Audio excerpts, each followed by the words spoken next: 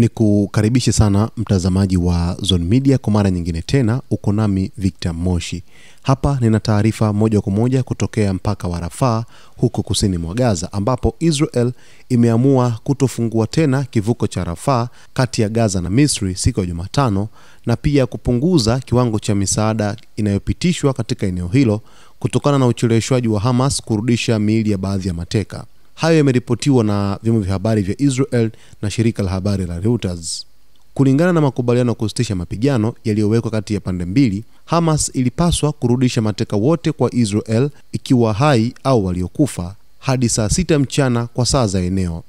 Ingawa mateka wote waliokuwepo hai walirejeshwa salama, bado miili ya mateka 24 inaaminika kuwa bado ipo Gaza.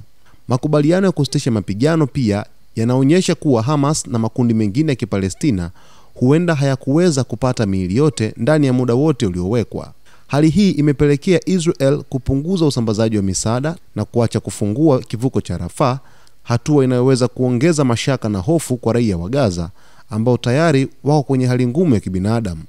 Wataalamu wa mambo ya kisiasa na kibinadamu wanasema kuwa hatua hii inaweza kuongeza mvutano katika mchakato amani na kusababisha masharti magumu zaidi kwa raia wa Gaza, hasa ikizingatiwa upungufu wa chakula, dawa na vifaa vingine muhimu vinavyopitishwa kupitia mipaka hiyo. Mtazamaji, nilikuripotia taarifa hii asubuhi kabisa kwamba hatua ya Hamas kuweza kuchelewesha miili 24 ya mateka ambao wamekwisha uawa inaweza kuwa hatua mbaya zaidi kwa nyakati zijazo, huku kukiwa kuna matumaini kwamba amani katika ukanda wa Gaza imeweza kurejea. Sasa basi, Israel imetangaza kwamba haitafungua tena mpaka huo wa Rafah ambao ni kiunganishi kati ya Misri pamoja na Gaza kwa ajili ya kuweza kupitisha misaada ya chakula, dawa pamoja na vitu vingine ambavyo vinatolewa na Umoja wa Mataifa.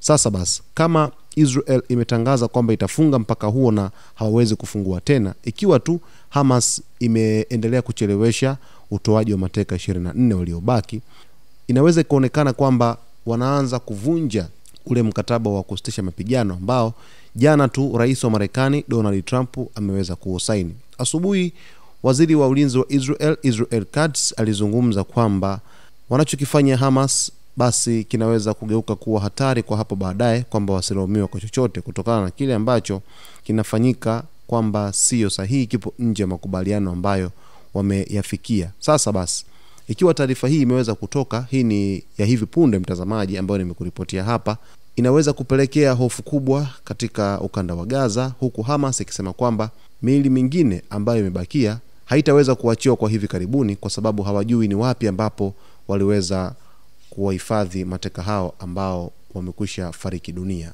Usisahau kusubscribe, kulike, kucomment pamoja na kushare. Nitakuletea kila ambacho kinajiri huko ukanda wa Gaza. Mimi ni Victor Moshi na hii ni Zone Media.